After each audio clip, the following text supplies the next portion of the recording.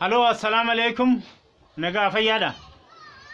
Akam jirtan ga naga guyyaa gaarii nu haa godhu halkanis halkan gaarii haa godhu. Walitti deebinee jirra gaarii. Har'a waa'ee biyya keessatii fi biyya alaa Ameerikaan poolisii isiidha.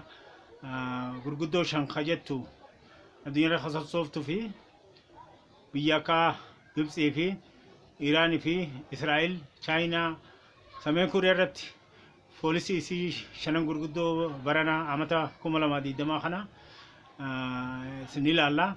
Biyya keessa irraa jammarra ammaan tana waa'ee biyya keessa haala mootummaan jiddu galeessatii fi mootummaa Oromiyaatii fi naftanyoonni karaa adda addaa qabsoo uummata Oromoo kana moggatti dhiibuudhaaf hedduu tattaafannaa godhaa jiranii. Tattaafannaa kana uummanni Oromoo akka Oromoottis akka sabaaf sablammootattis qabsoo godhuinsan dura dhaabbatuun dirqama waan ta'eef jecha warreen kun naftanyaa kun uummata Oromootiif qofa osoo hin ta'in sabaaf sablammoota hundaa waan hin quudhineef jecha har'aan tana olola adda addaa uummata keenya irratti oofuudhaan akka Oromoonni gartee wal wallaalee wal fixu jechuudhaan odeessan isaan odeessan kijiba bakka hin qabne jechuudha. Oromoo Shawaadhaa, Oromoo Wallaggaa, Oromoo Baalee ta'a Arsiidhaa ta'a Harar jechuudhaan qeeyiroon adda baatee jirti. Waan hunda olola kijibaa odeessan jechuudha. Kana qofaa miti. Qabsoo Oromoo kan bara 60 keessatti warreen adeemsa qabsoo keessatti addummaan siyaasaattis haa ta'u akka ta'ettuu ta'e bara komsaafaa kan to'anillee maqaa kaasanii akka Jaarraa Baagadaa ajjeese. Jaarraa Baagadaatiif qabsoo keessatti namni dhaabni fedhee wal didduun ni jirti. Garuu ifatti wanni waan kana jedhamellee jiruu baatu kana hunda akka Oromoo waan wal qooduu fakkeessuun Oromoo bahaa fi seensatti kaabaatiif baan amantii fi Islaama amantii fi Kiristaanaan adda qooduudhaaf waaqeffataan adda qooduuf ololli isaan hin goone hin jiru. Kana hunda uummanni Oromoodhaa bakka maraa yaada kijibaa ta'uu beekee akka dura dhaabbatu yoomuu ni jenna jechuudha. Maaliif kana qofaa isaan ammoo naftanyoonni uummata Oromoodhaa hafitan akka Jinnaar Taaddasaa Birruudhaa, akka Agarii Tulluudhaa, Jamaal Roobalee, akka ammallee bakka inni bu'een argamin Nadhii Gammadaafaa, Elemoo Qilxuufaa warreen adda addaa kana hundaa'u naftanyaa ka ajjeesan akka Hayilee Fiidaadhaa, kan akka Hayilee Fiidaafaa kanneen biraatis Oromoota Sannaa Tikkileefaa, Dr. Sannaa Tikkileefaa hunda kadhuman kana isaan fi hafitan maqaa dha'uu dhiisanii akka Oromoo fi Oromoo jidduu qabsoo keessatti haalli tokko tokko dhufuu waan jiruuf jecha kana hunda oduu adda addaa odeessan jechuudha. Oduu kana hundumaa guutumatti nuti isaan fedhii isaanii bahaa seensan kaabaatiif baan Oromoo amantiidhaan adda qooduudhaan Oromoo zalaalan bituudhaaf fedhii qaban jechuudha. Waan kana ta'eef jecha uummanni Oromoodhaa sabaa fi sablammoonni hundinuu dammaqee warra naftanyaa kana saba Amaaraa miskiinallee dabalatee warra naftanyaa kana dura dhaabbannee qabsoo qobuu qabna jechuudha. Har'aan tana Minilik sirna gabrummaatiin uummata keenya cabsee gabrummaadhaan bitaa ture.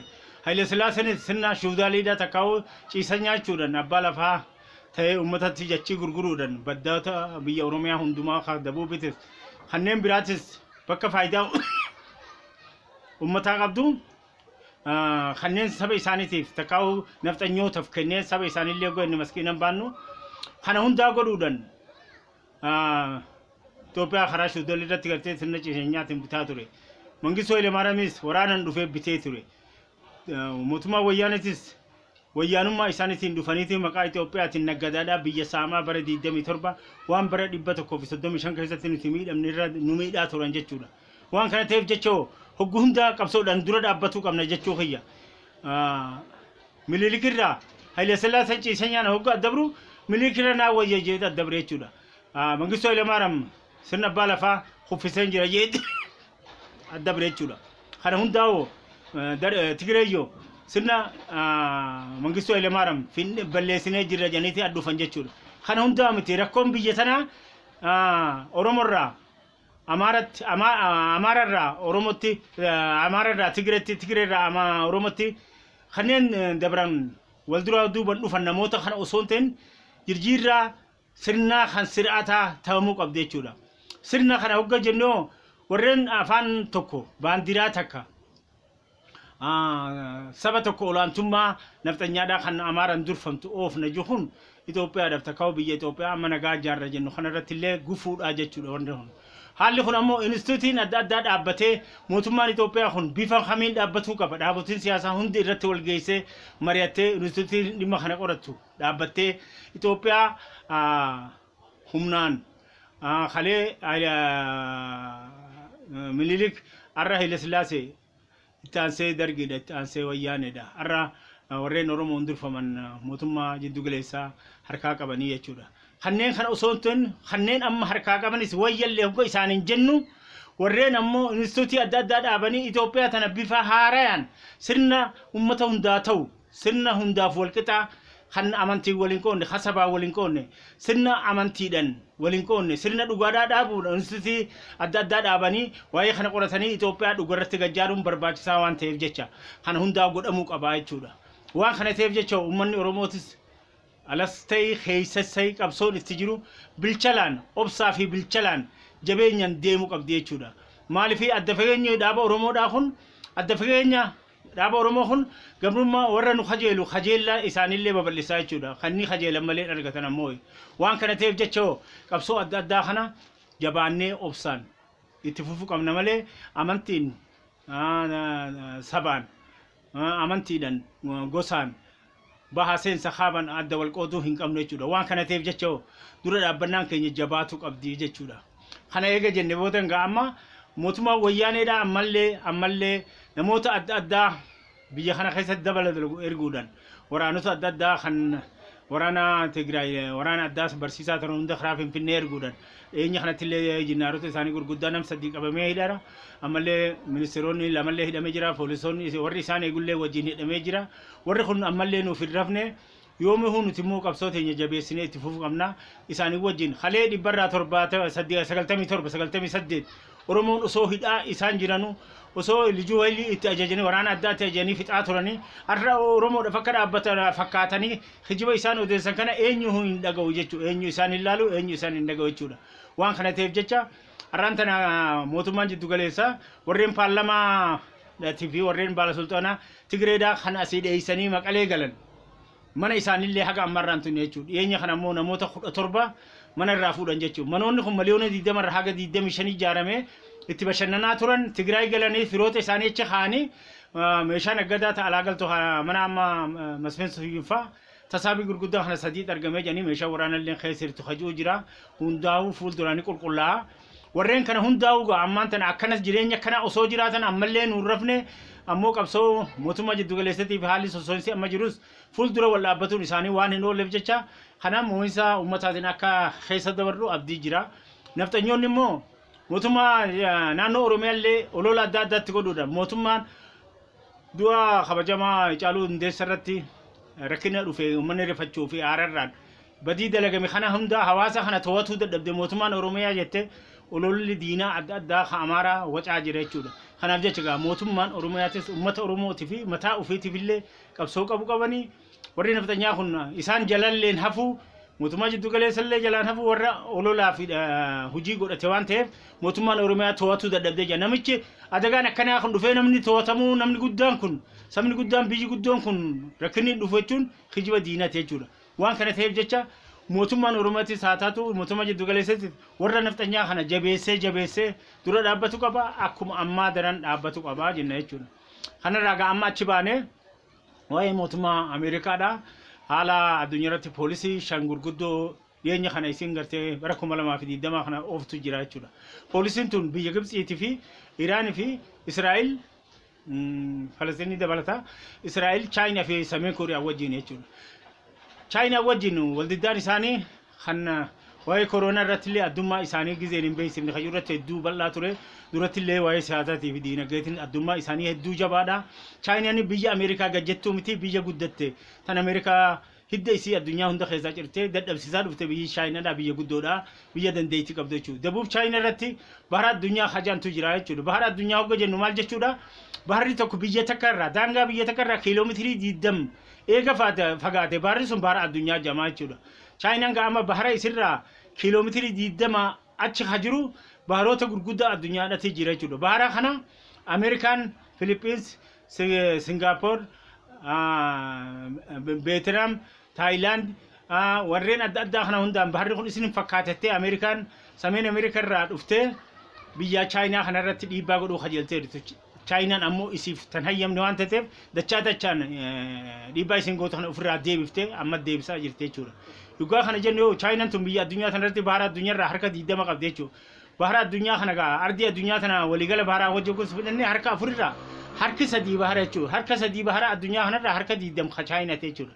Warri Chaayinaa kun gaa amma dabuubii karaa Chaayinaatiin daseetii namni tolchee gartee biyyee dhahaa adda addaa biyya meeshota adda addaatiin haala bareedatiin guurtee daseetii hedduu keessa dalagattee usuma waraanaa achirratti gootee biyya isii kabajsiiftee teessee jechuudha. Waan kana ta'eef jecha Chaayinaa irratti dhiibbaa godha hajettu poolisii isii tabaraa kanaa keessaa takka. Ammoo gaa olola mircaa adeemu fa'a haa gootu malee Chaayinaa irraa isin milkiin isin argattu hin jirtu haalli poolisii Ameerikaa tokkoffaa kana jechuudha. Lammaffaa Sameen Kooriyaa irraa dhiibbaa adda addaa godhuudhaan mootummaa kana nan dadhabsiisa yaada jiru qabdi jechuudha. Qabaatuun isiidha ammoo bara 2 bara 3 dura hedduu haga waraana walitti hiisanitti illee sososaa turte. Irra milkaa'uu waan dadhabdeef jecha Ameerikaan akkuma gaarreenfatteen gaarreenfannaa isii dhiiftee of duuba deebite jechuudha. Sameen Kooriyaan tun Dabuu Kooriyaa fi Jaappaan hunda misaa'ilii adda addaa irraan darbuudhaan keessa naannoo isii buusuudhaan hedduu olaantummaadhaan waan gartee gaarreenfannaa Ameerikaa kana fuula deebite jecha Ameerikaan akka poolisiitti haa qabattu malee Sameen Kooriyaa irraa wanni isiin fidduu hin jiru poolisiin lammaffaa kana jechuudha. Hasadaffaati biyya Israa'el Falastiin wajji mangistii tokko akkabaabii isaaniitti mangistii Israa'el mangistii Falastiin dhaabaa jechuudhaan siyaasa adda addaa Ameerikaan ka ooftu hasadaffaa kana jechuudha. Siyaasaan tun ammoo biyyi Gibxi waraana hedduu qabdi. Biyya addunyaarratti 12ffaadha Afrikaa tokkoffaadha. Ammoo waraana qulqulluu miti waraana yoomuu addunyaarratti Ingilizii Usmaan Turkiirraa qabe Ingiliziin Israa'eliin moohamee waraana hogga dheessee galu biyyi isaa taankii ittiin galtan jedhe orga waraana dadhabaadha jechuudha. Kunis waa bakka hin ga'uuf jennee yaalla jechuudha. Maaliif isin heddummina uummata Gibxiitii fi Arabatti faayidattee mangistii Falastiin dadhabaa Israa'el moggatti dhaabuudhaaf poolisii Ameerikaati jechuudha kun. Kana hogga jennoo Yerusaalem seensaa bara 1947 dhaabbanni tokkummaa addunyaadha. Yerusaalem ta Falastiin jee wasaneeti Israa'el achi galchee jechuudha. Bara 1967 lola Arabaa fi Israa'el hatura keessatti Yerusaalem seensaa Israa'el harka kuftee jechuudha. Ameerikaan magaalaa Yerusaalem seensaa tana Israa'eliif beeyte jechuudha. Kana qofaa miti amma ammoo bara irra dabarre kana Israa'el bahalleen Yerusaalem bahalleen ta Falastiin Yerusaalem addan qootamte jettee Israa'el wasante jechuudha. Ambaasii isillee garas deebiftee jechuudha. Hogguu kana jennu gaa Falastiin fi Israa'el biyya lama hawlaa dhaaban hajuu odoo Yerusaalem lachuu fudhatamtee rakkaa'irtu dhaabbata tokkummaa addunyaatiin bara 1977 ta Falastiin taatee wasalamtee osoo jirtu amma Ameerikaan lachuu walitti deebiftee Israa'el hogga beeytu. Nageenyi Gibxi Israa'el fi Falastiin jidduutti fidu kunillee mootummaa yaada isii qaba kan geenye jechinee ilaalla jechuudha. Kana qofaa miti Gibxi immoo Arabootaan walitti dhuftee jabeenya heddumina Arabaatiif mootummaa Gibxi heddumina isiitiin Iraan irratti karaa siyaasaatiin karaa waraanaatiin dhiibbaa godhuudhaaf poolisiin afuraffaadha poolisiin shanaffaa tana jechuudha. Shanaffaa tana ammoo hin milkaan ammas Iraan bara 1967 bara 40 arrantan 44 akkana warraasi ayatullah ko humaniin dhohe warraasi karaa siyaasaa khadiinagee khawaraana harratti banan hundaa'u cabsitee biyya aggeessee jechuudha. Haaratti Gibxii fi Arabni waan isaaniif fidu hin qabu ennaan jechuu kanas. Poolisiin kun poolisii shananiiti dadhabbii keessa qaba mircaa ammoo bara 2020 baatii 3 booda deemu kanaaf hidaar keessa akka Itoophiyaatti deemu kana ammoo Ameerikaan olola godhatuuf malee faayidaan takka isaa dhufu hin jiru. Kanaafis biyya Israa'el Gibxii dadhabduu kanatti faayidaa'uudhaan waa'ee Abbaayyaa irratti illee dhimmiidhaa adda addaa godhuudhaaf hedduu yaachisaa turte jechuudha. Kanaaf jecha Gibxii moohamuun isii aadaa isiiti. Waraanni isaanii hogga mohamee galee taaskillee uummanni biyyaa dhaabbata. Ammallee moohamni isiidhaa karaa siyaatiin moohamte karaa biraatiin ammoo Turkii wajjin waraana keessa bu'uudhaaf qabsoo adda addaa irra jirti jechuudha ammaan tana. Turkii Liibiyaa keessa waan seentee mootummaa jiddu galeessaa kan dhaabbanni tokkummaa addunyaa beekee gargaaraa jirtuuf jecha isiin ammoo warra bahaa kana Gibxiin gargaaraa jirti. Gibxi immoo waraana paarlamaa isiitiin ajajjitee waraanaan Turkii achi keessa Liibiyaa irratti banatteetti. Turkiinis ammas biyya isirratti paarlamaadhaan wasantee waraana Liibiyaa keessa naqaa jirti. Fuulduraafillee walda'iinsi isaanii ni dhufa jamee eegama yoo Gibxi sodaattee hafte malee Turkii immoo dandeettii waraanatii fi olaantummaa jabaa waan qabdu jecha waraana Gibxii kana ni mooti jamee waan eegamu jecha waraanni Gibxii moohamee ummanni Gibxii biyyattillee galuu waan hin dhiibne gaa haram akka gora walumaan ulaalle jechuudha. Kana hogga jennu immoo dhibba isin abbaa irratti karaa waraanatiin zaacha adda addaa godhuun waraana mooheen beeyni kana godhuudhaan ooftu kana immoo Turkii wal dura dhufuun isaanii nuuf gammachuudha. Ammallee gammannee jirra. Moohinsa Turkiitis fuula duratti ni eeynaa jechuudha. Maaliif nuti ummata tokkollee miidhuun barbaanne bishaan keenya faayidoon inni malee isin cubbuudhaan bishaan keenya waan barbaadeef warri cubbuun deemu yoo moohamuuf jecha moohinsi Gibsi kun moohamuun Gibsi fuula duratti ni dhufti jennee eeyna jechuudha. Kana qofaa miti ga'ama waa'ee Turkiitti qolaalla. Turkii daluu kanatti masjiida guddaa bara 1100 bara 1100 dhibba shan bara 19 bara 1100 beeta kiristaana guddaa ijaarame biyya Gibsi san keessatti bara 1935 ammoo wanni kuni masjiida irraa hara beeta kiristaanitti deebi'e jechuudha. Beeta kiristaanii kana ammoo amma bara 85 booda Gibsi 86 booda Gibsiin masjiida Islaama teettee waan wasanteef jecha Jummaa dabre kana namoonni 300 fi caalu irratti achitti salaatee Warzaanti Ordogaan illeen achirratti salaatee guyyaa sanii. Kanaaf biyyoonni Ortodoksii beeta kiristaana addunyaadhaa 350 kan addunyaa jiran Roomarraa waajjiraan isaanii Roomarraa balaaleffatanii turanii Gibsiin ammoo nuti biyya keenya amantii keenya fi waan biyya keenya ilaalu numaa wasana biyya biraa xaalqaatti kaseetuun taqabbalu Ordogaan jeeti masjiidni bara 86 dura yuuniskootti damee saayinsii fi barnoota fi teknooloojii irratti galmaa'e masjiida warra Turkii guddaa ta'e masjiidni guddaan seenaadhaa banamuu isaa dhiyoo kana oduu haaraa dhageenya keessaa takka. Kana qofaa miti Turkiin tun ammoo biyya jabduudha. Biyya jabduu hogga jennu uummata miliyoona 86 akkana qabdi. Kana keessaa ammoo ummanni kun ummata Turkii fi Giriikii ollaadha jechuudha. Jidduu isaanii kana jirtu Qoboros jedhanii jirti biyyi takka. Qoboros sun ammoo daseetii xixiqqoo lama jechuudha. Daseetii takka jechuudha. Daseetii lama jechuudha. Daseetiin takka ammoo daseetii Turkii Qoborosaan Turkii hajaan ummata Islaamaa. Kunis warra Giriikii Qoborosaan jedhamu kiristaana jechuudha isaan kun.